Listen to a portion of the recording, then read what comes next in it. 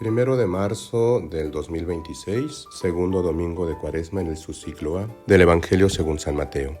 En aquel tiempo Jesús tomó consigo a Pedro, a Santiago y a Juan, el hermano de éste, y los hizo subir a solas con él a un monte elevado. Ahí se transfiguró en su presencia, su rostro se puso resplandeciente como el sol, y sus vestiduras se volvieron blancas como la nieve.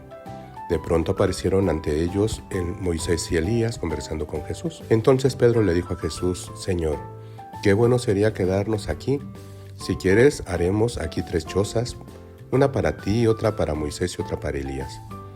Cuando aún estaba hablando, una nube luminosa los cubrió, y de ella salió una voz que decía: Este es mi Hijo muy amado, en quien tengo mis complacencias, escúchenlo. Al oír esto, los discípulos cayeron rostro en tierra, llenos de un gran temor.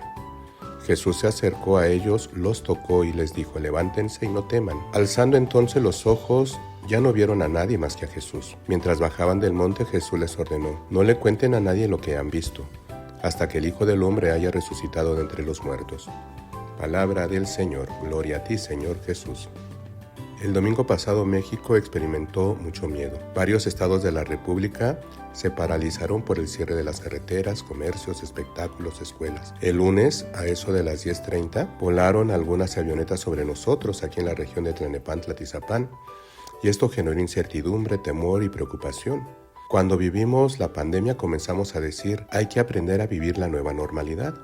Ahora, con tanta delincuencia organizada, es preocupante que el temor se convierta en esa nueva normalidad. Vicente Maddox es un psiquiatra español que dice: hay 2 tipos de dolor, el moral y el dolor físico. El dolor moral nosotros lo llamamos sufrimiento y es mucho más doloroso que el dolor físico. Un resbalón en una alfombra roja es más doloroso que te saquen una muela del juicio. ¿Qué es lo que causa el dolor? Algo que todos experimentamos pero que no nos enfrentamos y que también es una causa externa de lo que causa el dolor o el temor físico. Este psiquiatra dice que el temor provoca de forma secundaria las angustias, es decir, el primer temor o miedo genera más miedos. La operación Enjambre del domingo pasado fue un golpe físico que nos ha mantenido atemorizados colectivamente, pero la indiferencia, la polarización ideológica está provocando un dolor mucho más grave, porque no nos estamos manifestando personalmente y no nos estamos uniendo para tomar decisiones. Está generando un temor moral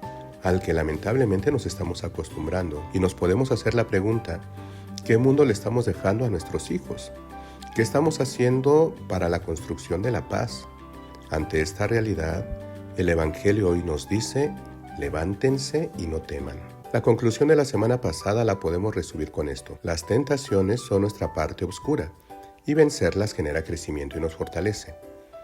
Con el texto de la Transfiguración meditaremos la segunda cara de la moneda, la parte luminosa, la parte que posiblemente aún no descubrimos en nosotros. En el texto, Pedro confusamente coloca a Jesús en el mismo nivel que a Moisés, representante de la ley, y a Elías por parte de los profetas. Pero Jesús es más que ellos, por eso el Padre interviene para corregir cuando Pedro aún está hablando.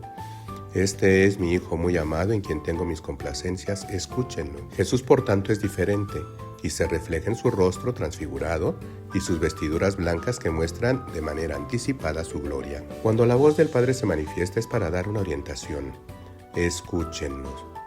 ¿Sabemos escuchar a Jesús o nos cuesta trabajo? Seguramente porque nuestra dimensión espiritual cada vez más está apagada, tanto que escuchar a Jesús nos da miedo, porque nos interpela y preferimos hacerlo cada vez menos necesario, incluso innecesario, pasando a la cultura de lo intrascendente, porque cambiamos el ejercicio del discernimiento, de la escucha de la palabra de Dios, por el ejercicio de la comodidad y el entretenimiento. Es paradójico que en este tiempo en el que nos es tan fácil conocer tantas cosas, comunicarnos, hemos perdido la capacidad de conocernos a nosotros mismos, y por eso no podemos construir nuestra propia libertad, nuestra paz interior. Por eso en esta Cuaresma es necesario pararnos y reconocer cuáles son nuestros temores. El miedo es un enorme distractor. La distracción es algo que no nos permite ver lo que verdaderamente es importante. Por tanto, poner tanto la mirada en nuestras debilidades está haciendo que nos olvidemos de utilizar y acrecentar nuestras capacidades. Cuando comenzamos a caminar, nuestros padres nos tomaban de la mano y poco a poco dimos los primeros pasos. Si en algún momento caímos y nos dolió, el dolor moral fue mucho más fuerte porque el físico del pañal lo amortiguó y tuvimos que levantarnos y volverlo a intentar. Y cuando aprendimos a andar en bicicleta o patines, nos pasó lo mismo. Cuando aprendimos a manejar el automóvil, a utilizar la computadora. Nosotros, por ejemplo, los mayores, a fuerza de la necesidad, le perdimos el miedo a la tecnología y ahora ya entramos a videollamadas, a reuniones en Zoom. ¿Qué te animó a dar el paso de enfrentarte a tus miedos, a tus temores? Una fuerza interior que conocemos como espiritualidad. Es lo que está pasando en el texto del Evangelio de hoy. Cuando los discípulos están temerosos, Jesús se acerca, los toca y les dice: levántense y no teman. Y cada uno de nosotros es libre de levantarse y escuchar a Jesús o de darle la espalda. Pero si no lo escuchamos, corremos el riesgo de no llenar nuestros vacíos existenciales. En este sentido, ¿qué significa para nosotros la transfiguración? Teológicamente, un anticipo de la gloria de Jesús, el Hijo de Dios. Pero para ti y para mí, puede significar un cambio de paradigma. Darme cuenta que todas las cosas grandes que puedo hacer a partir de las capacidades que Dios me ha dado. Caer en una tentación puede ser un problema pequeño. No darnos cuenta de esa capacidad que Dios me da para hacer tantas cosas buenas y trascender, eso sí puede ser grave. Atrévete a ver tu rostro resplandeciente con las buenas obras que puedes hacer en favor de los demás. Soy el Padre José Luis Ruano Rosas de la Parroquia de San Judas Tadeo en Jardines de Santa Mónica, una comunidad para todos. Solos no, juntos sí. Excelente domingo de Cuaresma.